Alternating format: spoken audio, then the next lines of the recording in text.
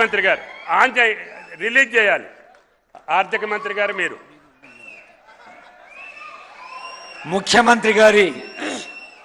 ముఖ్యమంత్రి గారి వచనానికి ముందు ఆచరణం.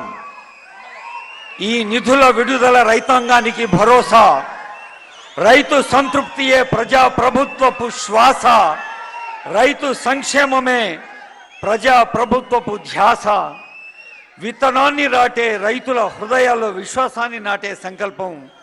Farmer is never a former. పొలం మారొచ్చు, పంట మారొచ్చు, కాలం మారొచ్చు, కానీ రైతు పాత్ర ఎప్పుడూ పరమ పవిత్రం. మనిషికి అన్నం పెట్టే రైతన్నకు నమస్కరిస్తూ ప్రజా పాలనా ప్రభుత్వం అందిస్తున్న రైతు భరోసా సదస్సులో ఇది ఒక కొత్త ఉషస్సు.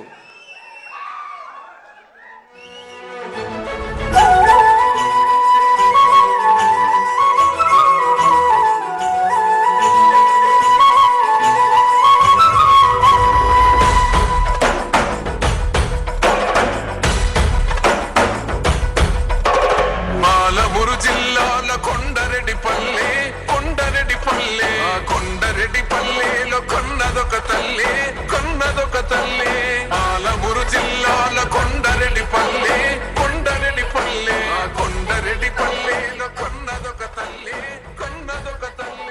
పాలల్లో పౌరుషం పోసినాదో పెద్ద పులిలాగా కాండ్రించి లేసినాడే పోరు కథలన్నీ సిననాడు చెప్పినాదో పోరు మీద తన పౌరును నడిపినాడే.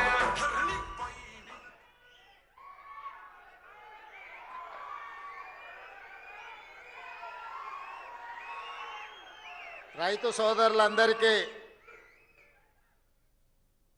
తెలంగాణ రాష్ట్ర ప్రభుత్వం తరఫున శుభాకాంక్షలు, అభినందనలు తెలియజేస్తూ ఈ రైతు భరోసా కార్యక్రమాన్ని ఏర్పాటు చేసి సభాధ్యక్షత వహించిన వ్యవసాయ శాఖ మంత్రివర్యులు పెద్దలు తుమ్మల నాగేశ్వరరావు గారు, ఈ కార్యక్రమంలో నాతో పాటు ముఖ్య అతిథులుగా విచ్చేసిన ఆర్థిక మరియు విద్యుత్ శాఖ ఉప ముఖ్యమంత్రి వర్యులు మిత్రులు బట్టి విక్రమార్క గారు, శాసన మండలి చైర్మన్ పెద్దలు సుఖేందర్ రెడ్డి గారు, సాగునీటి పారుదల పౌర సరఫరాల శాఖ మంత్రివర్యులు సోదరులు ఉత్తమ్ కుమార్ రెడ్డి గారు, రెవెన్యూ శాఖ మరియు హౌసింగ్ శాఖ మంత్రివర్యులు మిత్రులు పొంగులేటి శ్రీనివాసరెడ్డి గారు, మరో సహచార మంత్రివర్గ సభ్యులు వాకిటి శ్రీహరి గారు, మరో సహచార మంత్రివర్గ సభ్యులు మహమ్మద్ అజారుద్దీన్ గారు, ఈరోజు రైతు వేదిక నుంచి కంచకరావుపల్లి కొల్లాపూర్ శాసనసభ నియోజకవర్గం నుంచి పాల్గొంటున్న సహచర మంత్రివర్గ సభ్యులు జూపల్లి కృష్ణారావు గారు, అదేవిధంగా మీర్జాపూర్ రైతు వేదిక నుండి ఈ సమావేశంలో పాల్గొంటున్న మిత్రులు సహచర మంత్రివర్గ సభ్యులు పొన్నం ప్రభాకర్ గారు, వేదిక మీద ఉన్న పార్లమెంట్ సభ్యులు, శాసన మండలి సభ్యులు, శాసనసభ్యులు, వివిధ కార్పొరేషన్ల చైర్మన్లు, ఈరోజే బాధ్యత చేపట్టిన తెలంగాణ రాష్ట్ర ప్రభుత్వ ప్రధాన కార్యదర్శి గారు, వ్యవసాయ శాఖ ఉన్నతాధికారులు, రెవెన్యూ శాఖ అధికారులు, ఆర్థిక శాఖ అధికారులు, మీరందరూ ఈ పండుగ కార్యక్రమంలో శిల్పారామంలో పాల్గొన్న రైతు సోదరులతో పాటు తెలంగాణ నలుమూలల రైతు వేదికలో ఈ పండుగ కార్యక్రమాన్ని వీక్షిస్తున్న లక్షలాది మంది రైతాంగ సోదరులకు మనస్ఫూర్తిగా అభినందనలు, కృతజ్ఞతలు తెలియజేస్తున్నా. రైతు సోదరులారా, ఈనాడు తెలంగాణ రాష్ట్ర ప్రభుత్వం డిసెంబర్ 7, 2023 నాడు ప్రజాపాలన బాధ్యత చేపట్టినప్పుడు 30 నెలల పరిపాలనలో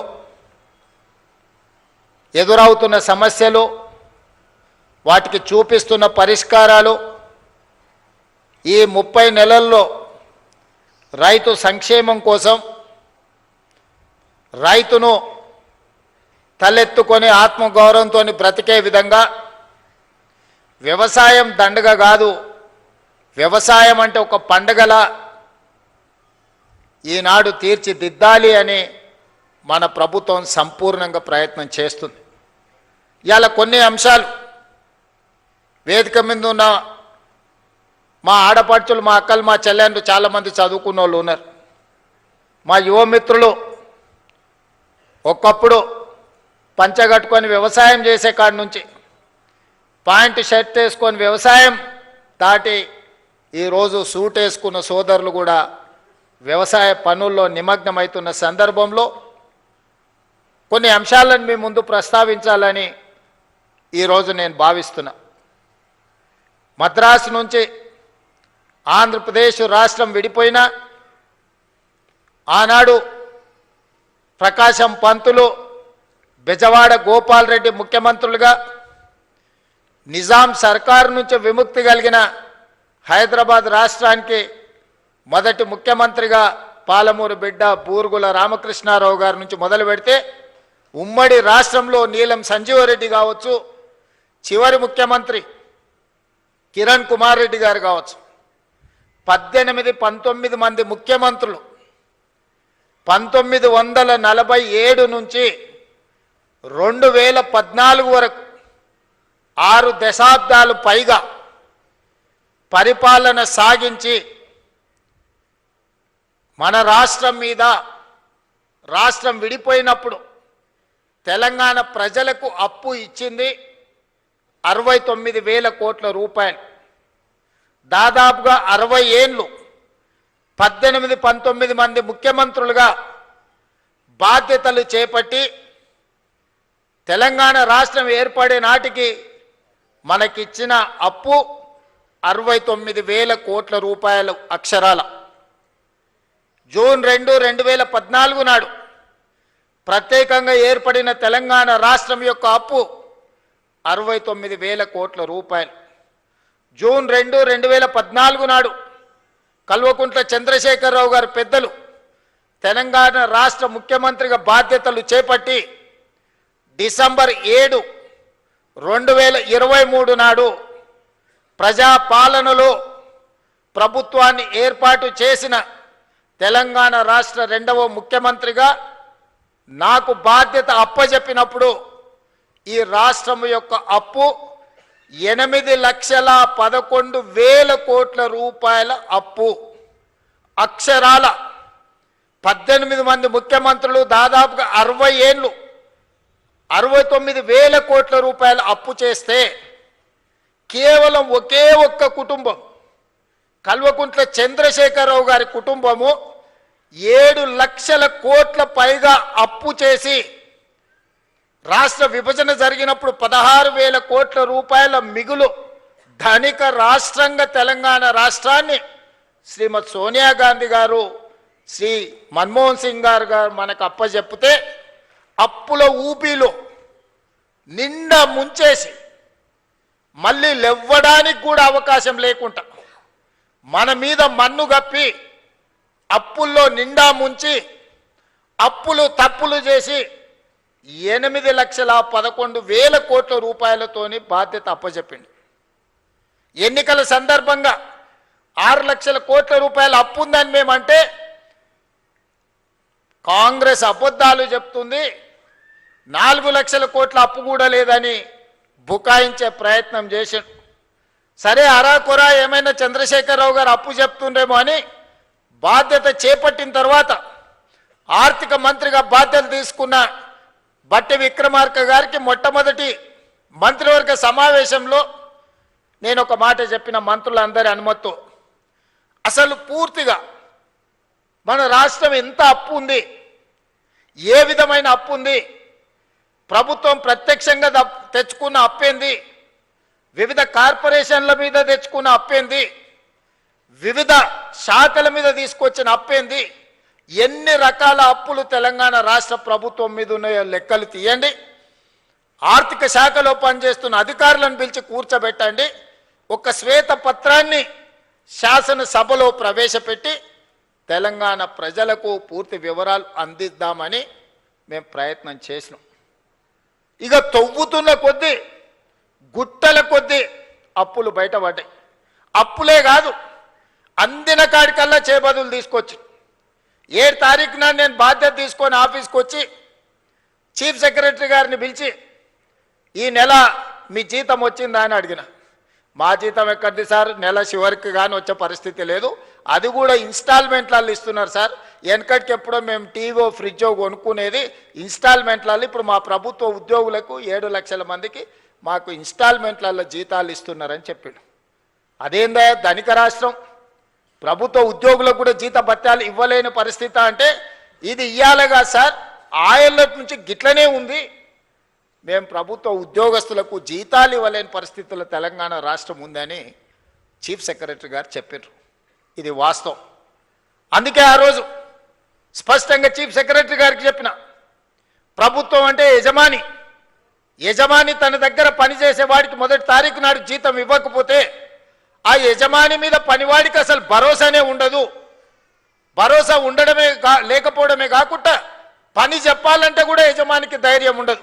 సమయానికి రమ్మని అడగాలంటే, లేకపోతే ఆఖరి వరకు ఉండాలంటే హాయిగా నువ్వు లెస్స జీతం ఇచ్చినావు తీయవా, ఇక పొద్దునే రమ్మని అంటున్నావు. నువ్వు నేనేనో అప్పు చేసుకోవాలి, పాల బిల్లు కట్టాలి, పిల్లల బడి ఫీజులు కట్టాలి, ఇట్లా బియ్యం కొనుక్కోవాలి, ఇక నువ్వు ఎప్పుడో ఒకసారి ఇచ్చే జీతానికి ఇంకా పొద్దునే రమ్మనేది మళ్ళీ ఇదో పెద్ద పంచాయతీ అనేది అనే పరిస్థితి ఉంటుంది. అట్లా కుదరదు, అట్లా కుదరదు. కష్టమైన జీతాలు ఇవ్వాల్సిందే, రిజర్వ్ బ్యాంకుతో మాట్లాడాలని మొదటి ఆదేశం ఇచ్చిన. ఇది బోను, మరి ఇంకేంది పరిస్థితి అన్న? పండ్లు, పాలు, కూరగాయలు బడి పిల్లలకు కొనుక్కున్న కూరగాయలకు కూడా, బడి పిల్లలకు కొన్న బట్టలకు కూడా పైసలు కట్టలే. అరే అమ్మ, గీ పిల్లలకు కట్టలేదని చూస్తే ఇదే కాదు, ఎక్కడ చూసినా పనులు చేసిన వాళ్ళకి పైసలు ఇవ్వలే, సర్పంచులకు బకాయి పెట్టి. చాలామంది పాత సర్పంచులు ఉండొచ్చు, ఈడ ఉన్నారా? మీ మీ మీ టర్మ్ అయిపోయినా కూడా మీ అప్పులు 100 కోట్లు 1000 కోట్ల రూపాయలు అప్పుండేనా? సర్పంచులు ఆత్మహత్యలు చేసుకోలే. నేను వచ్చినాక మొన్ననే కదా సర్పంచులు అయింది. మరి ఈ 30 నెలల నుంచి సర్పంచులు రోడ్ల మీద ఎక్కి ధర్నాలు చేసిరు, ఎంపీటీసీలు ధర్నాలు చేసిరు, జెడ్పీటీసీలు ధర్నాలు చేసిరు, మా బిల్లులు వస్తలేవు అని. బకాయి పెట్టిందేమో బకాసూరుడు, కట్టె పాపమేమో నా మీద పడ్డది. ఇక మా సర్పంచులు అంటారు రేవంత్ రెడ్డి ఇల్లు ముట్టడి చేస్తామని. సంతోషం, రాండి, వస్తే సాయిబు వస్తావు, టిఫిన్ పెడతా. నేను ఎప్పుడైనా ఎవరైనా రానియలేదా? నేనేమన్నా ఫామ్ హౌజా? ఇనుప కంచెలు వేసుకొని లోపల ఉన్నానా? నేను ఎప్పుడన్నా 10 ఎకరాలలో 2000 కోట్లతోని ప్రగతి భవన్ పేరు మీద పెద్ద గడి నిర్మించుకుంటే గద్దరన్న పోతే ఎర్రటి ఎండకు 4 గంటలు గేట్ కాడ కూర్చోబెట్టారు. నేను కానీ మా బట్టన్న కానీ ఎవరన్నా కానీ వచ్చిన వాళ్ళందరూ లోపలి పిలిచి కూర్చోబెట్టి ఉన్నది ఉన్నట్టు చెప్తున్నాం. ఆ మధ్యలో మా అధికారులు అన్నారు, సార్ నువ్వు ఉన్నది ఉన్నట్టు చెప్పక సార్, నీకు దండం పెడతా అని. ఎందుకయ్యానా? అప్పు ఉంటుంది అన్నారు. నేనన్నా అప్పు ఉంటుంది అని చెప్పి నువ్వు షేర్వాన్ వేసుకొని తిరిగితే లోపల ఉన్న పరిశాని వాళ్ళకెట్టే తెలుస్తుంది? లోపల బనీన్కు బొక్కలే ఉన్నాయి, డ్రాయర్కు బొక్కలే ఉన్నాయి, అంగి లేనే లేదు. మీద షేర్వాన్ వేసుకొని నేను నవాబులని చెప్తే ఏం లాభం అయ్యా?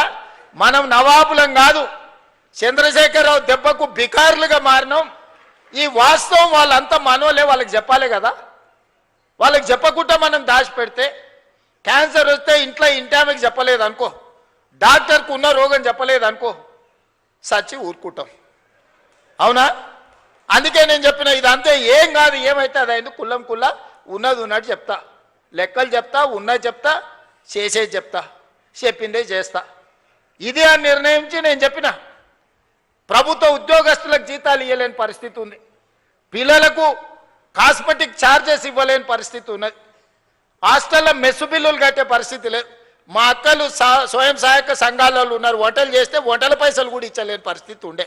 చాలా మంది మా అక్కలు ఈడు ఉన్నారు, రైతు వేదికల్లో చాలా మంది ఉన్నారు. ఊర్లలో బల్ల పిల్లలకు వండి పెడితే వండి పెట్టిన వాళ్ళకు కూడా మనం పైసలు ఇవ్వలేని పరిస్థితి. అప్పులు తెచ్చి వాళ్ళు కూరగాయలు మితికి తెచ్చి పిల్లల కూరలో బడికి వండి పెట్టామంటే కూరగాయలు, ఉప్పు, పప్పు, బెల్లం, చింతపండు, కోడిగుడ్డు వాళ్ళే బాకీలు తెస్తే మితి కట్టలేక చచ్చిపోయారు మా అక్కలు. ఇజ్జత్ కోసం మెడలు ఉన్న బంగారం, చెవులకున్న పోవులు అమ్మి ఆ అప్పు కట్టారు. ఆ పరిస్థితి ఉండే. ఇట్లాంటి దివాలా తీసిన సంసారాన్ని అప్పుల పాలు చేసి ఏం అర్థం కాకుండా గందరగోళం చేసి అప్పులు చేసుడే కాదు అడ్డగోలుగా తప్పులు కూడా చేసేడు. ఏడిపోయినా ఇజ్జత్ లేకుండా ఢిల్లీకి పోతే ఇజ్జత్ లేదు, గల్లీకి పోతే ఇజ్జత్ లేదు, పక్క రాష్ట్రానికి పోతే ఓయమ్మ ఇటు తెలంగాణలో ఇంతో మాట్లాడితే ఏం అడుగుతాడో అన్నట్టుగా తప్పించుక తిరిగే పరిస్థితి ఉండే. అట్లా సంసారం మొదలుపెట్టి 30 నెలల సమాజంలో గౌరవాన్ని పెంచుకుంటూ సమస్యల్ని పరిష్కరించుకుంటూ విధ్వంసం అయిపోయిన తెలంగాణ వికాసం వైపు నడిపించుకుంటూ ఒకటొకటిగా సమస్యల్ని పరిష్కరించుకుంటూ మిమ్మల్ని అందరినీ సమన్వయం చేసుకుంటూ పొద్దున్న లేతే రాత్రి వరకు మీ మధ్యలోనే ఉండి తప్పించుక తిరగకుండా ఫామ్ హౌస్లో వండుకోకుండా ఎప్పుడైనా మీ మధ్యలోనే ఉంటే ఇంకేం చేస్తారా కష్టం ఉందనంటే ఓ రోజు కోపం వస్తుంది, ఇంకో రోజు అయ్యో పాపం పిల్లగాడు ఏదో తిప్పలు పడుతున్నాడా నడవని సంసారం నడుపుతున్నాడు కదా అని అంటారు. తప్పించుకు తిరుగుతామంటారు, వీడు ఉత్త దొంగోడు ఉన్నట్టున్నాడా, ఎమ్మ దొడ్డకు రాడు, దొంగోడు కాదు అన్నట్టుంది సంసారం. ఇట్లాంటి దొంగోడు ఎట్లా ముఖ్యమంత్రి అయ్యిండా అనుకున్న ప్రమాదం ఉందా? మరి అందుకే ఇయ్యాల ఏం చేసింది ప్రభుత్వం అని అడుగుతారు. నేను సూటిగా కొన్ని లెక్కలు వ్యవసాయానికి రైతుల గురించే చెప్పదలుచుకున్న, మిగతా అన్నీ నేను ఈరోజు చెప్పదలుచుకోలేదు. ఎందుకంటే ఇది రైతుల పండుగ, ఇది రైతు వేదిక. ఇది శిల్పారామం కూడా ఒక రైతు వేదికగా మార్చి ఇవాళ మా వ్యవసాయ శాఖ కమిషన్ కోదండ రెడ్డి గారితో సహా మా సభ్యులందరూ ఈరోజు రైతుల కోసం మంచి ఎట్లా చేయాలన్న ఆలోచనతోని ఇవాళ వందలాది రైతు వేదికలలో ఇవాళ మనోళ్ళందరూ కూర్చొని ఉన్నారు. నేను ఇవాళ ఉన్న విషయాలు మీ ముందర చెప్పదలుచుకున్నా. మీకు చెప్పకపోతే మీరు ఊరికెళ్ళి ఊర్లో మన పాలెళ్ళకో లేకపోతే మన దగ్గర ఉన్న వ్యవసాయ మన సహచరులకు చెప్పకపోతే ఈ సమస్య అనేది ఇట్లనే జటిలంగా మారుతుంది. ఇవాళ రైతు రుణమాఫీ 25,35,000 మంది రైతులకు 20,677 కోట్ల రూపాయలు 2 లక్షల వరకు రైతు రుణమాఫీ చేసిన మాట వాస్తవం కాదా? ప్రతి ఊర్లో రైతుల వివరాలు గ్రామ సభలలో చదివి వినిపించినాం. రైతు భరోసా ఆయన రైతు బంధు అన్నాడు. ఆ రైతు రాబంధు మీకు బకాయి పెడితే ప్రభుత్వం వచ్చిన ఎంబడే నెల తిరగక ముందే 7,000 కోట్ల రూపాయల పాత బకాయిలు మేం చెల్లించినాం. రైతు రాబంధువు మీ నెత్తి మీద పెట్టిపోతే నేను వచ్చి కట్టిన ఒడ్లు సివిల్ సప్లైస్ కార్పొరేషన్ కొని బకాయిలు పెట్టిపోతే ఉత్తమ్ కుమార్ రెడ్డి గారు వచ్చి ఈరోజు ఆ ఒడ్ల పైసలు ఆనాడు 2023 నాడు మీకు చెల్లించడం జరిగింది. ఇవాళ రైతు భరోసా 10,000 సంవత్సరానికి వాళ్ళు ఇస్తే 12,000కు పెంచి ఇప్పటి వరకు 27,000 పైచిలుకు కోట్ల రూపాయలు మీ ఖాతాలేసి ఇవాళ మరో 9,000 కోట్ల రూపాయలు వేయడానికి మొదటి విడత 9 రోజుల్లో మీ ఖాతాలో 9,000 కోట్లు వేయడానికి దాదాపుగా రైతు భరోసా మీద ఈ విడతతో కలిపితే 36,000 కోట్ల రూపాయలు ఈరోజు రైతులకు అందించిన చరిత్ర ఈరోజు ఈ ప్రభుత్వానిది. అదేవిధంగా కాంగ్రెస్ వస్తే కరెంటు ఉండదు, కాంగ్రెస్ వస్తే రైతులకి కరెంటు కష్టాలన్నారు. ఉచిత కరెంట్ ఎవరయ్యా కనిపెట్టింది? ఈ దేశంలో ఎవరికన్నా రైతులకు ఉచిత కరెంట్ ఇవ్వాలన్న ఆలోచన వచ్చిందా? ఆనాడు డాక్టర్ వైఎస్ రాజశేఖర రెడ్డి చేవెళ్ళ నుంచి ఇచ్చాపురం వరకు పాదయాత్ర చేసినప్పుడు తెలంగాణ రైతాంగం అందరూ కాలిపోతున్న మోటార్లు, పేలిపోతున్న ట్రాన్స్ఫార్మర్లు చూపించి మా రైతుల కన్నీళ్లు తీరవాలే, తెలంగాణ వ్యవసాయం మొత్తం కరెంటు మోటార్ల మీద ఆధారపడ్డ వ్యవసాయం అంటే కాంగ్రెస్ పార్టీ ఎన్నికల మేనిఫెస్టోలో పెట్టి ఉచిత కరెంటుని దేశంలో కనిపెట్టిందే కాంగ్రెస్ పార్టీ. ఉచిత కరెంటు కాంగ్రెస్ పార్టీ పేటెంట్. ఏ సన్నాసన్న ఉచిత కరెంటు మాది అన్నాడంటే మా అక్కలు చీపిరి కట్ట మలిపి కొడతారు. ఆ ఎల్ల చాలా మంది అన్నారు ఉచిత కరెంట్ అంటే బట్టలు ఆరేసుకోవాల్సి వస్తుందని. ఇచ్చి చూపించి రాజశేఖర రెడ్డి గారు 2004 ముఖ్యమంత్రిగా ఎల్బీ స్టేడియంలో ప్రమాణ స్వీకారం చేసినప్పుడు 7 గంటల ఉచిత కరెంటుతో పాటు వందలాది కోట్ల రూపాయలు రైతుల కరెంటు బిల్లులను రద్దు చేసి లక్షలాది మంది రైతుల మీద ఉన్న క్రిమినల్ కేసెస్ రద్దు చేసిన సంతకం, మొట్టమొదటి ఫైల్ మీద సంతకం ముఖ్యమంత్రిగా వైఎస్ రాజశేఖర రెడ్డి గారు కాంగ్రెస్ పార్టీ 2004 సంవత్సరంలో సంతకం పెట్టింది కాంగ్రెస్ పార్టీ కాదా? ఇవాళ గుడ్డొచ్చంట కోడిని బెదిరించిందంట. ఈడెవడో వచ్చి మేమిచ్చిన ఉచిత కరెంటుకు నీ ఖాతాలో రాసుకొని కాంగ్రెస్ వస్తే కరెంటు కష్టాలు అన్నాడు. ఆ ఉచిత రైతు కరెంటుకు ప్రతి నెల మా బట్టి విక్రమార్క గారు ఆర్థిక మంత్రి ఆయనే, విద్యుత్ శాఖ మంత్రి ఆయనే, ఎడమ చేత్తో ఇస్తుండు, కుడి చేత్తో తీసుకుంటూ నెలకు 1000 కోట్ల రూపాయలు ఇవాళ రైతులకు ఉచిత కరెంటు మీద 30,000 కోట్ల రూపాయలు 30 నెలల బట్టి విక్రమార్క గారు ఉచిత 24 గంటల ఉచిత విద్యుత్ కోసం రైతుల కోసం 30,000 కోట్ల రూపాయలు ఈనాటికి మనం ఖర్చు పెట్టినాం. బోనస్ కింద 4,000 కోట్లు దాదాపుగా ఉత్తమ్ కుమార్ రెడ్డి గారు ఇచ్చారు. వ్యవసాయ పనిముట్లకు ఈరోజు తుమ్మల నాగేశ్వరరావు గారు 2,000 కోట్ల రూపాయలు ఖర్చు పెట్టారు. రైతు బీమా దాదాపుగా 3,500 కోట్ల రూపాయలు రైతు బీమా కోసం ఈరోజు మనం ఖర్చు పెట్టినాం. సివిల్ సప్లైస్ కార్పొరేషన్ 10 ఏళ్లలో వాళ్ళు కొనుగోలు చేసింది ఎంత, 2.5 ఏళ్లలో మనం కొనుగోలు చేసింది ఎంత ఒక్కసారి లెక్క పెట్టుర్రి. 10 ఏళ్లలో వాళ్ళు కొన్నది మొత్తం 1,68,000 కోట్లు అనుకుంటే ఖాళీ 2.5 ఏళ్లలో ఉత్తమ్ కుమార్ రెడ్డి గారు 80,000 కోట్ల రూపాయలు పైగా సివిల్ సప్లైస్ కార్పొరేషన్ నుంచి వడ్లు కొనుగోలు చేసి రైతులకు ఈరోజు రైతులకు ఇచ్చింది. ఇట్లా లెక్కలేస్తే 30 నెలల దాదాపుగా 1,75,000 కోట్ల రూపాయలు ఈ ప్రభుత్వం రైతాంగం కోసం ఖర్చు పెట్టింది. సరాసరి ప్రతి నెల 6,000 కోట్ల రూపాయలు రైతుల కోసం మేం ఖర్చు పెడితే మీరు 2,500 కోట్ల రూపాయలు కూడా ఖర్చు పెట్టలేదు. మరి వ్యవసాయానికి మేం పండుగ చేసినామా, మీరు చేసిర్రా? ఇలా ఊర్లలో తిరిగి ఈరోజు రైతులను క్షమించే సభ పెట్టమని తాటి చెట్టు లెక్క అయ్యాడు కానీ తలకాయ లేనట్టుంది చెప్తా ఉన్నాడు. చెట్టులు ఎక్కువ ఎరిగితే సరిపోదు, అందులో ఆవగించనంత గుజ్జు ఉండాలని పెద్దలు చెప్పారు. అందుకే ఇవాళ ఏ విషయంలో అయినా మీరు చర్చకు సిద్ధమా, వస్తాడా అసెంబ్లీకి, రైతుల గురించే ప్రత్యేకంగా అసెంబ్లీ సమావేశాలు ఏర్పాటు చేద్దాం. 10 సంవత్సరాలు మీరు చేసింది ఏంది రైతుల కోసం, 10 సంవత్సరాలు మేము చేసింది ఏందో ఈరోజు ఆలోచన చేద్దాం. సాగునీటి ప్రాజెక్టులు కాళేశ్వరం పేరు మీద గోదావరి నదీ జలాలతోని ఉత్తర తెలంగాణను సస్యశ్యామలం చేస్తా, రంగారెడ్డి జిల్లా వరకు తీసుకొస్తని 1,50,000 కోట్ల రూపాయల అంచనాతోని గోదావరి నదీ జలాల మీద కాళేశ్వరానికే 1,02,000 కోట్ల రూపాయలు కాంట్రాక్టర్లకు చెల్లిస్తే 3 ఏళ్ల కాళేశ్వరం కట్టుడు, 3 ఏళ్ల కాళేశ్వరం కూలుడు మీరే కడితిరి, మీరే కూలగొట్టిరి. 1,00,000 కోట్ల రూపాయలు గోదావరిలో కలిసిపోయి కాళేశ్వరం కాస్త కూలేశ్వరమైంది. అంతకుముందు ఏ ఊర్లో ఎవరు కష్టపడి ఒడ్లు పండించుకున్నా, ఏ ఊర్లో ఎవరు మక్కలు పండించుకున్నా, ఏ ఊర్లో ఎవరు జొన్నలు పండించుకున్నా, ఏ ఊర్లో ఎవరు సద్దలు పండించుకున్నా, ఏది పండించుకున్నా కాళేశ్వరం నీళ్ళతోనే ఈ పంటలు పండినాయి అన్నారు. మరి 3 ఏళ్లలో మేము సుక్క నీరు తీసుకోలేదు, కుప్ప కూలిపోయింది కాళేశ్వరం. సంవత్సరానికి కేవలం ఒడ్ల గురించే నేను చెప్పదలుచుకున్నా, 2,88,00,000 మెట్రిక్ టన్నుల ఒడ్లు పండించి తెలంగాణ రైతాంగం తమ రక్తాన్ని చెమటగా మార్చి దేశంలోనే తెలంగాణ రాష్ట్రాన్ని నెంబర్ 1గా నిలబెట్టింది తెలంగాణ రైతాంగం కాదా? మా రైతు సోదరులు కష్టపడి రక్తాన్ని చెమటగా మార్చి పండించిన ఒడ్లు కాళేశ్వరం నీళ్ళతో పండించిరని కథలు చెప్తావు కదా చంద్రశేఖరరావు గారు. ఈ కాశీ మజిలీ కథలు ఎన్ని రోజులు చెప్తారు మీరు? ఎన్నిసార్లు మోసం చేస్తారు?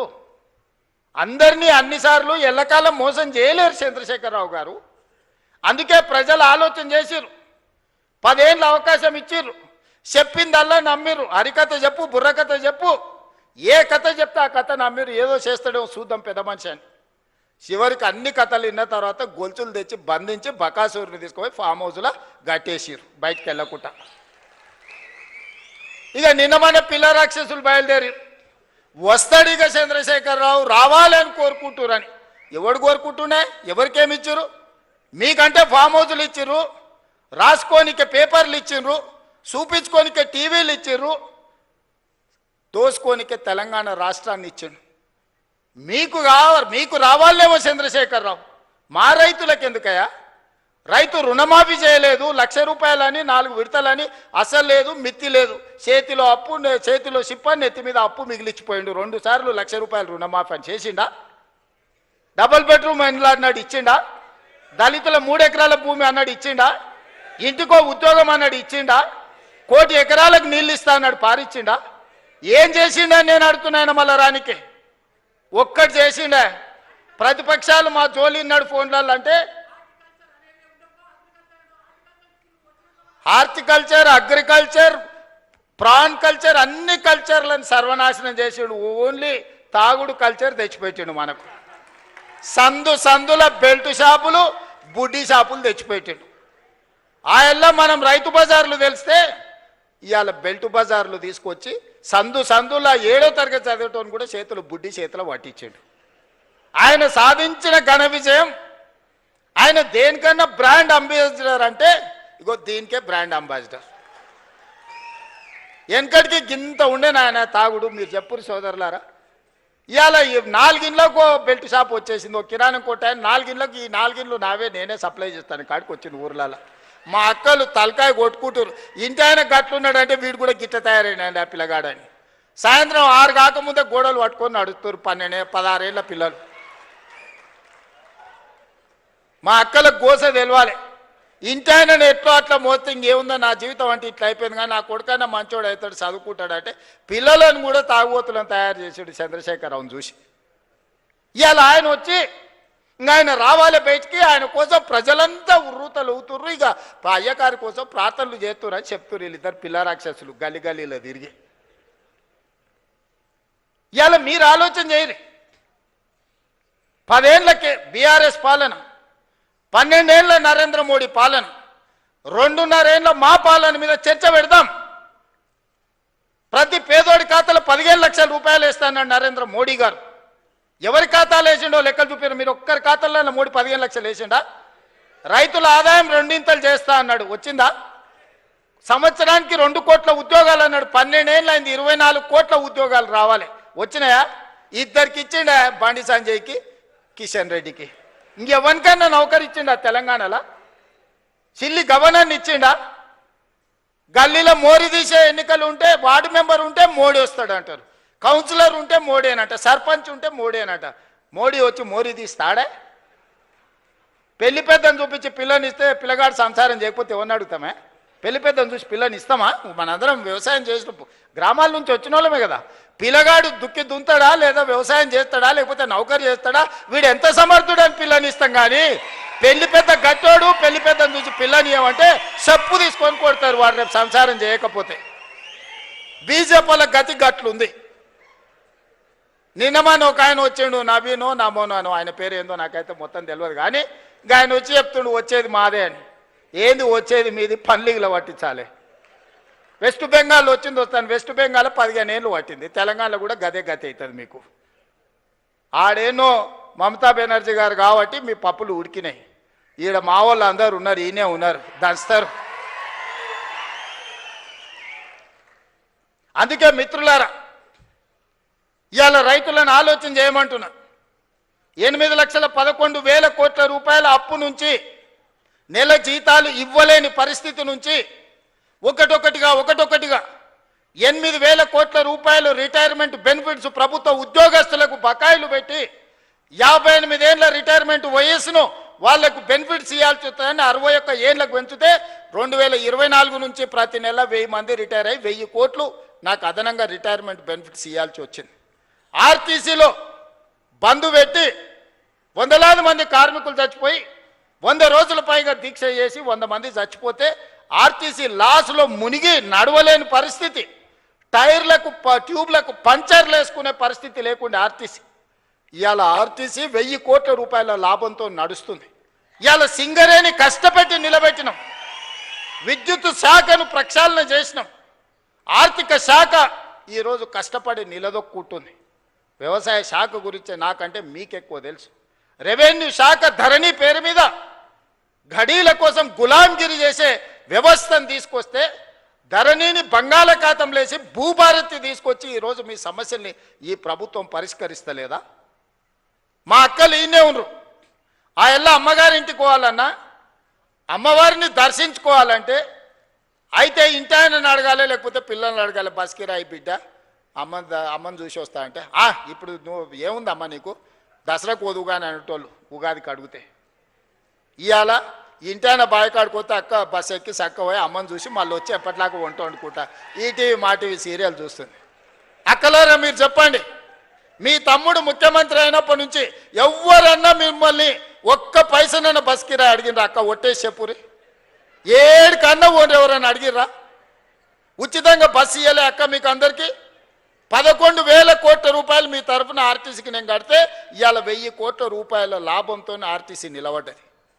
మా అక్కల్ని అందరినీ ఆర్టీసీ బస్సులో మారానులాగా పోతుంటే ఆటో వాళ్ళని రెచ్చగొట్టి ఆర్టీసీ ఆడబిడ్డలకు బంధు పెట్టురని ఆటో డ్రైవర్లను తీసుకొచ్చి మీ మీద ధర్నా చేయించాడు. ఇరుగుతుందని చెప్పిన ధర్నా చేయించినోనికి మా అక్కల దగ్గరకు పోయారంటే ఇరుగుతుంది, ఏషాలు ఏ కూర మూసుకొని ఇంటికి పోరానంటే అందరు ఎక్కడోళ్ళు అక్కడ పోయారు. అట్లా మా అక్కల్ని ఉచితంగా బస్సులో పోతురని అవమానకరంగా చూస్తుంటే 1000 బస్సులు కొనిచ్చి 1000 బస్సులకు యజమానులకు మా మహిళా సంఘాలను చేసి యజమానులను చేసిన మా అక్కలు ఇవాళ 1000 బస్సులకు యజమానులు. ఎవరో దాన ధర్మం మీద బస్సులో ఉచితంగా తీసుకుపోతే ప్రయాణం చేసేటోళ్ళు కాదు, 1000 బస్సులకు యజమానులు చేసిన.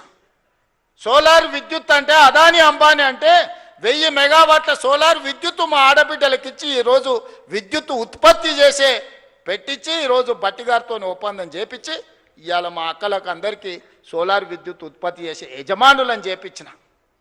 పెట్రోల్ బంకులు రిలయన్స్ నడుపుతుందంటే నారాయణపేట నుంచి ఈరోజు సంఘాలకు పెట్రోల్ బంకులు ఇప్పించి పెట్రోల్ బంకు యజమానులను మా అక్కలను చేయలేదా? రిలయన్స్తో పోటీ పడే విధంగా మా అక్కలు ఇన్నే ఉంది కదా, చెప్పమను. ఇవాళ ఈ శిల్పారామం హైటెక్ సిటీ అంటే అన్ని ఐటీ కంపెనీలు, విప్రో, మైక్రోసాఫ్ట్, లేకపోతే పెద్ద పెద్ద కంపెనీలు అని. ఎప్పుడన్నా మా అక్కలకి పక్కనే 3.5 ఎకరాలు ఉందయా, 1000 కోట్లది. ఒకసారి ఇందిరా మహిళా శక్తి స్టాల్స్ అని దీని పక్కనే గోడ కూడా మొత్తం లేదు, పోత చూసిపోరు. 1000 కోట్ల రూపాయలతోని మా అక్కలు తయారు చేసిన వస్తువులు అమ్ముకోనికే హైటెక్ సిటీ పక్కన 1000 కోట్లు 150 షాపులు మా అక్కలు ఉత్పత్తి చేస్తే గ్రామాలలో ఉత్పత్తి చేసే వస్తువులను ప్రపంచానికే గర్వంగా ఇక్కడ పెట్టి ఇలా మా అక్కలకు హైటెక్ సిటీ పక్కన 1000 కోట్ల భూమి నేనిచ్చిన 1000 కోట్లు 8,000 గ్రామ సంఘాల కోసం మీటింగుల కోసం ఒక్కటేసారి మొన్న టెంకాయ కొట్టి ప్రారంభించిన. జిల్లా కేంద్రాలు తొందరలోనే 23 జిల్లాలలో వాళ్ళ మహిళా సంఘాలకు జిల్లా కార్యాలయాలు ఈరోజు కట్టిస్తున్నాం. ఇందుకోసం మేము పోవాలన్నా? పిల్లల ఫీజు రీఎంబర్స్మెంట్ పరిష్కరించి ఒక పద్ధతి పట్టుకొచ్చినందుకు పోవాలన్నా? తెలంగాణ ఉద్యమమే నిరుద్యోగ సమస్య కదా. ఓ శ్రీకాంతాచారి, ఓ కానిస్టేబుల్ కిష్టయ్య, ఓ ఈశాన్ రెడ్డి, ఓ వేణుగోపాల్ రెడ్డి, ఓ సురేష్ నాయక్, ఓ కవితా నాయక్, ఈ పిల్లలందరూ దేనికోసం చచ్చిపోయినరు? మేము అమరులమైనా సరే ఉస్మానియా యూనివర్సిటీ గేటును దాన్ని పెట్రోల్ పోసుకొని తగలబెట్టుకున్న యాదయ్య దేనికోసం చనిపోయిండు? యాదిరెడ్డి ఎర్రకోట ముందల చెట్టుకు ఉరేసుకొని దేనికోసం ప్రాణత్యాగం చేసిండు? శాశ్వతంగా ఈ తెలంగాణను పట్టి పీడిస్తున్న ఉద్యోగ సమస్య, నిరుద్యోగ సమస్యను పరిష్కరించడానికి 100,000 మంది ఆత్మ బలిదానాలు చేసుకుంటే దుర్మార్గుడా నువ్వు ముఖ్యమంత్రి అయి నువ్వు, నీ కొడుకు, నీ అల్లుడు, నీ బిడ్డ, నీ సడ్డకుని కొడుకుకు ఉద్యోగాలు ఇచ్చుకున్నావు. కానీ మా నిరుద్యోగ యువకులకు పరీక్షలు పెడితే పేపర్లు పల్లి బఠానీలాగా జిరాక్స్ సెంటర్లలో అమ్ముకున్న దుర్మార్గుడా, నీ ప్రక్షాళన చేసి 70,000 ఉద్యోగాలు 30 నెలలు ఇచ్చింది నేను కాదా? ఆడ ఈడ కాదు, గ్రూప్ 1 ఈడి నుంచే 562 మందికి ఈ నుంచే ఉద్యోగ నియామక పత్రాలు ఇచ్చిన. పుల్లలు పెట్టి కేసులు పెడితే సుప్రీంకోర్టు వరకు పోయి కొట్లాడి 562 మంది పేదోళ్ళ బిడ్డల్ని కాపాడి ఇవాళ గ్రూప్ 1 అధికారులను చేసిన. గ్రూప్ 2లో 1100 మందిని చేసిన. గ్రూప్ 3, గ్రూప్ 4 టీచర్స్, డాక్టర్స్, అన్ని డిపార్ట్మెంట్లలో ఆర్ఎన్బి, ఈఎన్సి, ప్రతి డిపార్ట్మెంట్లో అగ్రికల్చర్ నుంచి ఇరిగేషన్ వరకు, ఎడ్యుకేషన్ నుంచి ప్రతి డిపార్ట్మెంట్లో 70,000 ఉద్యోగ ఖాళీలను భర్తీ చేసి వాళ్ళందరూ కూడా మొదటి తారీఖు నాడే జీతాలు ఇస్తున్నాం కదా, ఇది కాదా ప్రజాపాలన? ప్రజలు ఎన్నుకున్న ప్రభుత్వం ఇది కాదా? 5 ఏళ్ల కోసం ప్రజలు ఎన్నుకుంటే నువ్వు రాజీనామా చేయి, నువ్వు దిగిపో. నీ అయ్యా జాగీరా దిగిపోనికే? మీ తాతల గడి అనుకుంటున్నావా? గడి ముందల లేకపోతే మేమేమన్నా బానిసలం అనుకుంటున్నావా? ఏమనుకుంటున్నావు? బిడ్డ, దుక్కి దున్నే చేతులు ఇవన్నీ ఈడు ఉన్నాయి. నువ్వు అనుకుంటున్నావేమో మళ్ళా రావాలి, వస్తాడు, తిరుగుతాడు అని. వస్తే ఏమిస్తాడు? ఏమి చేయడు? మీరు ఆలోచన చేయండి సోదరులారా. రైతు రుణమాఫీ చేయడు, రైతు భరోసా ఇవ్వడు, నిరుద్యోగ సమస్య తీర్చడు, పండించిన పంట కొనడు. ఊరేసుకుంటే ఊరేసుకున్నట్టే అని చెప్పినోడు ఇవాళ 2,88,00,000 మెట్రిక్ టన్నుల ఉత్పత్తిని చేయటమే కాకుండా అన్ని ఒడ్లు ఉత్తమ్ కుమార్ రెడ్డి గారు కొని చూపించిండు. అట్లా చెప్పినోడు ఆయన ఫామ్ హౌస్లో 100 ఎకరాల వరి పండించుకుంటే 4,200 క్వింటాలు అమ్ముకున్నాడయా. మనకు 2,000 దిక్కు లేదు, ఆయనకు 4,200 ఏం వడ్ల బదులు బంగారం పండిస్తున్నాడే ఫామ్ హౌస్లో. ఏమైనా గంజాయి పండిస్తున్నాయి, ఎటకెళ్ళి వస్తాయి? అంటే అధికారం ఉంది కదా అని నీ భూమిలో పండించిన పంటకు 4,200 కంపెనీలను వంగబెట్టి గుంజుకొని నువ్వా? ఆయన చేయగలిగింది ఒక్కటే, మళ్ళీ వచ్చిందంటే మీరు భార్యాభర్తలు మాట్లాడుకున్నా మీ ఫోన్లు వినుడు తప్ప ఇంకో పని చేయడు. ఫామ్ హౌస్లు ఎందుకుంటాడు? రాజకీయ నాయకులే విన్నాడంటే అర్థం ఉంది, అధికారుల ఫోన్లు విన్నాడంటే, నిఘా పెట్టిండంటే అర్థం ఉంది. పడనోళ్ళ గురించి ఏదాన్ని విన్నాడంటే సరే ఏదో పడదు కాబట్టి విన్నాడని. అరే పిల్ల మొగులు మాట్లాడుకునేది వినే సిగ్గులేనోడు ఎవడని ఉంటాడా? ఏం బతికే అది? బతక అది కూడా బతికేనా? ఆఖరికి కన్న బిడ్డ కూడా చెప్పాను, నేను నా మొగుడు మాట్లాడుకున్నది కూడా ఈ దుర్మార్గులు విన్నారు అని చెప్పిందా లేదా? నేను కదా ఆయన సొంత బిడ్డనే చెప్పిందా? ఇంకెందుకే సిగ్గులేని బతుకు బాయిలో దుంకి సావక? ఇంతకంటే సిగ్గులేని బతికేదాన్ని ఉంటుందా? ప్రతిపక్షాల వింటివి, అధికారుల ఫోన్లు వింటివి, పడనోళ్ళ వింటివి, పక్క రాష్ట్రాల్లో వింటివి, ఆఖరికి ఆలుమొగలు మాట్లాడుకుంటూ కూడా వాళ్ళ ఫోన్లు విని నీ పైశాచిక ఆనందం ఏందని నేను అడుగుతున్నా. అందుకోసం ఆయన మళ్ళా రావాలనా? పాపాల భైరవుడు అంట ఫామ్ హౌస్లు ఉన్నాడంట, మళ్ళీ రావాలనంట. ఆయన కోసం అంట మన అందరం ఎదురు చూస్తున్నామంట. ఇది వీళ్ళ జాతి, వీళ్ళ నీతి. అందుకే మిత్రులారా, ఏది ఉన్నా ఉన్నది ఉన్నట్టు చెప్తా, చెప్పిందే చేస్తా, చేసిందే చెప్తా, కాకపోతే కాదని చెప్తా. ఓ పూట మీకు నచ్చకపోయినా ఉన్నది ఉన్నట్టు చెప్పిండు ఆ పిల్లగాడని అంటారు. నాకేం గొప్ప కిరీటాలు పెట్టుకోవాలని లేదు, వజ్ర వైదూర్యాలు సంపాదించుకోవాలని ఆలోచన లేదు. ఈ పిల్లగాడు ఏదన్నా ఉంటే ఉన్నది ఉన్నట్టు కుండ బలగొట్టినట్టు చెప్తాడా అని మీరు అనుకుంటే చాలే. పదవి ఎంతకాలం ఉంటే ఉంటుంది, పోతే పోతుంది. పదవి ఎవరికి శాశ్వతం? ఇందిరమ్మకే శాశ్వతం కాలే, ఇందిరమ్మకే పదవి శాశ్వతం కాలే, ఎన్టీఆర్కు పదవి శాశ్వతం కాలే, రాజశేఖర రెడ్డికి పదవి శాశ్వతం కాలే. నాకు కూడా పదవి శాశ్వతం కాదు, మాటనే శాశ్వతం. మాట మాట్లాడితే నిలబడతాడు, మాట కోసం ఎంతకైనా నిలబడతాడు అనే పేరు కోసమే ఈ ప్రయత్నం అంతా. అబద్ధాల పునాదుల మీద ఈ ప్రభుత్వాన్ని నడపను. మీకు అబద్ధాలు చెప్పి మిమ్మల్ని నమ్మించే ప్రయత్నం చేయను. ఏమున్నదో అదే చెప్తా, ఏం చెప్పినో అదే చేస్తా. సోదరులారా, తెలంగాణ రైతాంగానికి నా విజ్ఞప్తి ఒక్కటే, వ్యవసాయాన్ని ఈరోజు కాలం మారింది, కాలానికి తగ్గట్టుగా మన నైపుణ్యం పెంచుకోవాలి. ఈసారి వర్షాలు పడవు, శాస్త్రవేత్తలు చెప్తారు. ఎలీనో వచ్చింది, నీళ్లు తక్కువ ఉంటాయి, వర్షాభావం పరిస్థితి ఉంటుంది, వర్షాల మీద నీళ్ళ మీద ఆధారపడ్డ పంటలు వేయకండి అని శాస్త్రవేత్తలు చెప్పారు. నేను గదే చెప్పిన. ఇక చూసినావా రేవంత్ రెడ్డి రైతులకు పంగనామం పెడుతున్నాను. అరే పనికిమాలినోడా, వాన పడదురా అని నేను చెప్తున్నా. వాన పడకపోతే, నీళ్లు రాకపోతే, కాలువలు వారకపోతే వరి ఎట్లా వండుతుంది? కొంత తక్కువ చేయండి, తక్కువ నీళ్లతో వండే పంటలు వండించురు అని చెప్పిన.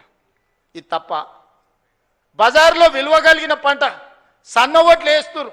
కొన్నిసార్లు మనకు తెలియదు, మనకి ఎవడు ఏజెంట్ వచ్చి అమ్మితే గవ్వే తీసుకుంటాం. 7 రకాలకు మార్కెట్లో మంచి డిమాండ్ ఉంది, 7 రకాలు వేస్తే కొనుగోలుతో పాటు బోనస్ కూడా ఇస్తానని మా ఉత్తమన్న చెప్పిండు. ఒక మంచి మాట రైతులతో, రైతు వేదికలలో ఆ ఇత్తనాలు పెట్టి రైతులకు అందుబాటులో తెచ్చి మళ్ళీ ఏ ఓటి నకిలివి లేకపోతే అవోటి ఇవోటి మీకు మీ తలకు దాల్గిచ్చారు కదా అని ఇవాళ రైతు వేదికలలో విత్తనాలు తీసుకొచ్చి మీ అందరికీ అందుబాటులోకి తీసుకొచ్చినాం. పంట మార్పిడి చేయండి అన్నాం. అవసరమైన ఇత్తనాలు మీ దగ్గరికి తీసుకొచ్చి రైతులకు కష్ట సుఖాలు మేము చెప్తుంటే తప్పుడు ప్రచారం, నోరు తెరిస్తే అబద్ధం. దేవుడు ఆ కుటుంబాన్ని మొత్తానికి శాపం పెట్టినట్టు, బిడ్డ ఒక్క నిజం చెప్పినా తలకాయ 1000 ముక్కలేసి చేస్తారు మీరు, మీ జీవితాంతం అబద్ధాలే చెప్పుకుంటా బతుకుర్రని. ఆ శాపం ఉన్నట్టుందా? అసలు చూడు, ఒకని మించినోడు ఒకడా, నీ అమ్మ ఒకనికి 100 అయితే వానికి 110 మార్కులు వేయాల్సి వస్తుంది అబద్ధాలకు. అతనికంటే గనుడు ఆచంట మళ్ళా అన్నాడు. ఈ అమ్మ ఆయనే అట్లా అనుకుంటే అంతకంటే రాటి తేలిర్రా ఈ అమ్మాయి పిల్లకు కుర్రనాయాలు ఇద్దరు. నోరు తెరితే అబద్ధాలు, బామాడుతులు అసలు ఇక పోటీ పడే అబద్ధాలు చెప్పుకుంటూ తిరుగుతారు.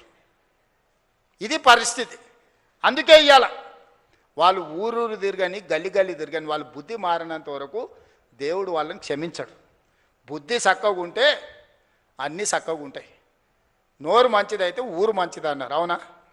ఏమక్క, నోరు మంచిదైతే ఊరు మంచిది అన్నారు, అవునా? అత్త కోపానికి వచ్చిన కోడలు జర మెత్తగా ఉంటే ఇల్లు చక్కగా నడుస్తుంది, అవునా? మీరు అందరూ ఏదైనా కోప్పడ్డా నేనేమంటానే, మా వాళ్ళే కదనే, మరి బాధ్యత ఇచ్చినప్పుడు ఓసారి కోపం అవుతుంది. ఇంటి పెద్ద మనిషి దసరా పండుగకు అందరికి బట్టలు తెచ్చినా ఈ కలర్ నాకు నచ్చలేదు అంటది కోడలు, అత్త తెస్తే, అవునా? ఉంటాయి ఇవన్నీ సమస్యలు. గంతెందుక మా అక్కల్ని అడగదలుచుకున్నా, బతుకమ్మ సీరియల్ యాడ్ ఉండే అక్క, వాళ్ళు ఇచ్చినాడు బతుకమ్మ సీరియల్ అయితే జొన్నసేన కాడ పిట్టలకు భయపడనికే కట్టేది. ఇవాళ మనం ఇచ్చిన ఇందిరమ్మ సీరియల్కో మా అక్క మా పెద్దమ్మ మంచిగా కట్టుకొని వచ్చింది. పండుగ నాడు మా తమ్ముడు ఉన్నట్టున్నాడు అని చెప్పి మా తమ్ముని కలుగుతా అని పండుగ పూట చీర పెడితే సారే అనుకుంటుంది పుట్టింటోళ్ళు పెడితే. ఇవాళ నేను పెట్టిన సీరియల్ కట్టుకొని మా అక్కలు వచ్చారు సంతోషంగా. పోయినసారి ఇప్పుడు పాలపిట్ట చీర ఇచ్చినాం, వచ్చేసారి సిల్కపచ్చ చీర ఇస్తున్నాం మా అక్కలకు మళ్ళీ తొందరలోనే. ఒక్క దాంట్లోనే వాళ్ళు దొంగతనం చేయకుండా, దోపిడీ చేయకుండా ప్రజలకు వనుకొచ్చేది ఏదైనా చేసిర్రా? ఏదైనా నాకు కొంత సమయం పడుతుంది. కొత్త సంసారమైనా మా అక్కలు మా తమ్ముళ్ళు ఈయనే ఉన్నారు. ఇంటోళ్ళం కాదని ఇల్లు ఎడిగలు పెడితే కొంత సమయం పడుతుంది. అనే స్టవ్ కొనాలన్నా, గిన్నెలు కొనాలన్నా, ఉప్పు పప్పు ఏది కొనాలన్నా కొంత సమయం పడుతుంది. ఓ పూట అవసరమైతే అన్నున్నా వండుకోనికే కష్టమవుతుంది. లేకపోతే వండితే ఒకసారి కుదరదు, ఉపాసం పండాల్సి వస్తుంది. సంసారం సర్దుకొని పోవాలి. సంసారాన్ని బజార్లో పెట్టుకుంటే మన గౌరవమే తగ్గుద్ది. అందుకే ఇవాళ అన్ని రకాలుగా ఈ 30 నెలలు కష్టపడి కొలిక్కి తెచ్చినాం. నగదు జమ కాగానే ఎంబడే మీరు అడగకుంటేనే ఈసారి రైతు భరోసా. పోయినసారి కూడా జూన్లో 9 రోజులలో 9,000 కోట్ల రూపాయలు టక్క మీ ఖాతాలు వేసినా లేదా? ఈసారి కూడా అట్లనే వేస్తా నేను. నగదు జమ చేసినా మీకోసం అన్ని జమ చేసి పెట్టినా. ఖమ్మంలో మదిరలో పెద్ద మీటింగ్, లక్షల మంది రైతులతో చేద్దామని అన్ని ఏర్పాట్లు చేసుకుంటే వానవాడి మొత్తం వేసిందంతా పోయింది. మా బట్టాయన ఫోన్ చేసిండు, మొత్తం ఇట్లా అయింది కదా, మళ్ళీ వారం వాయిదా పెట్టేద్దామని. మీటింగ్ వారం వాయిదా పెడతాం కానీ నగదేసేది మాత్రం వాయిదా పెట్టేది లేదు. ఎంబడే శిల్పారామంలో పెట్టురాని నిన్న సాయంత్రం చెప్పినా ఇవాళ పొద్దున్నే పెట్టారు. మీకు కూడా పొద్దున్నే చెప్పుంటారు, అవునా? అంతేకాదు సాయంత్రం శిల్పారామం పోవాలని ఎప్పుడు చెప్పారు మా ఈర్లపల్లి శంకర్ వీళ్ళందరూ. మీకు అందరికీ ఇవాళ చెప్పిందే కదా. 3 రోజుల ముందు అయితే మీకు తెలియదు కదా ఈడు ఉందని. మరి ఏం జనార్దనన్న 3 రోజుల ముందు అయితే తెలియదు కదా. మరి ఇవాళ పొద్దుగాలు చెప్తే సాయంత్రానికి అంతా ఏర్పాటు చేసుకున్నాం. ఎందుకంటే మన ఇల్లు చక్క పెట్టుకునే బాధ్యత మనకు ఉండాలి. మా మద్దూరు నుంచి మా కృష్ణన్న కూడా వచ్చిండు. మద్దూరు నుంచి ఇక్కడికి రావాలంటే ఇవాళ తెలిసిందే కదా. కాబట్టి అందుకే ఇవాళ ఏది కూడా ఈ ప్రభుత్వం మీది, ఈ ప్రభుత్వం మనది, ఈ ప్రభుత్వం ప్రజలది, ఈ ప్రభుత్వం మా ఆడబిడ్డలది, ఈ ప్రభుత్వం మా రైతులది, ఈ ప్రభుత్వం మా నిరుద్యోగ యువకులది. ఇది మన ప్రభుత్వం. మంచిగా చేసుకుందాం. పోలీసు నియామకాలు 5,000 పరీక్షలకు నేను ఇవాళ 5,000 ఖాళీలకు నేను నోటిఫికేషన్ ఇస్తే ఈరోజు గతంలో ఇవ్వకపోతే ధర్నాలు ఉండేటివి, ఇప్పుడు ఇస్తే ధర్నాలు చేస్తుర్రు. ఇది ఎక్కడదో. గతంలో మెట్రో కట్టమని మనం అనేది, ఇప్పుడు మెట్రో కట్టొద్దని వాళ్ళు అంటారు. గతంలో మూసీని ప్రక్షాళన చేయమని మనం అనేది, ఇప్పుడు మూసీ చేయడానికే వీల్లేదంటారు. గతంలో రీజనల్ రింగ్ రోడ్ కట్టండి అని వేయండి అని మనం అనేది, ఇప్పుడు వద్దంటారు. ఏది చూసినా వద్దో అని ఒర్లువోతుల్లాగా తయారైంది. మీరు ఒర్లినా, పొర్లుడు దండాలు పెట్టినా, మీరు ఎండ్రిని దాగి బాయిలో దుంకినా ఇవన్నీ పనులు చేస్తా. మీరందరూ నిండు మనసుతో ఆశీర్వదించండి. ఈ ప్రభుత్వం మీది. ఈ ప్రభుత్వాన్ని కంచేసి కాపాడుకున్న బాధ్యత మా రైతాంగ సోదరులదే. ఇవాళ ఏం చేయకపోయినా మీ భార్య భర్తలు మాట్లాడుకునేది అయితే ఇంటలేమయా, ఒకటి ఎక్కువనో ఒకటి తక్కువనో ఇచ్చినాం. కానీ మీ సంసారంలో సిచ్చు పెట్టే కేసీఆర్ లాంటి తప్పుడు పనులు మాత్రం చేయదలుచుకోలేదు. మళ్ళీ వచ్చిర్రా ఇక చివరికి భార్యాభర్తలు మాట్లాడుకునే స్వేచ్ఛ కూడా ఈ రాష్ట్రంలో లేకుండా పోతుంది. అట్లాంటి వాళ్ళని మళ్ళీ రానిచ్చే సమస్యనే లేదు. చాలా మంది దీంట్లో అరుంధతి సినిమా ఎంతమంది చూసిండ్రా చేతురి? ఆ పశుపతిని బంధించిర్రా? గట్లనే ఫామ్ హౌస్లో బంధించిన పశుపతిని మళ్ళా గొలుసులు తెచ్చేది లేదు. అరుంధతి సినిమాలో రాక్షసుని ఎట్లయితే బంగళాల బూతు బంగళాలు వేసి బంధించినమో ఈ రాక్షసుని కూడా ఫామ్ హౌస్లో గొలుసులు వేసి మా రైతులు బంధించారు. బయటకు రానిచ్చేదే లేదు. ఇక గదే జైలు గదే మొత్తం. అంతేనా? సిద్ధమే కదా? మరి గట్టిగా సపట్లు కొట్టురు. ఇక బట్టనా నమ్మకం వచ్చిందా నీకు? నమ్మకం వచ్చింది కదా? ఓకే, ధన్యవాదాలు సోదరులారా.